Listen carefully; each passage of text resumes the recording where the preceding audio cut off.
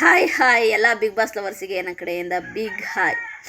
ರಕ್ಷಿತಾ ಶೆಟ್ಟಿ ಮಂಗಳೂರಿನ ಮೀನು ಇವತ್ತು ನಿಜವಾಗ್ಲೂ ಕೂಡ ಒಬ್ಬ ರನ್ನರ್ ಆಗಿ ಬಂದಂತಹ ರಕ್ಷಿತಾ ನಿಜವಾಗ್ಲೂ ನೆಕ್ಸ್ಟ್ ಲೆವೆಲಿನ ಕ್ರೇಜು. ರಕ್ಷಿತನ ಕ್ರೇಜ್ ನೋಡಿ ನನಗೇನೆ ತಲೆ ಕೆಡ್ತಾ ಇದೆ. ಆ ಮಟ್ಟದ ಕ್ರೇಜು. ಮತ್ತು ಕರಾವಳಿಯ ಜನ ರಕ್ಷಿತನಿಗೆ ಕೊಡ್ತಿರುವಂತಹ ಇಂಪಾರ್ಟೆನ್ಸ್ ಇದೆಯಲ್ಲ, ಅದು ನಿಜವಾಗ್ಲೂ ಕೂಡ ತುಂಬಾ ಖುಷಿ ಆಗ್ತಾ ಇದೆ.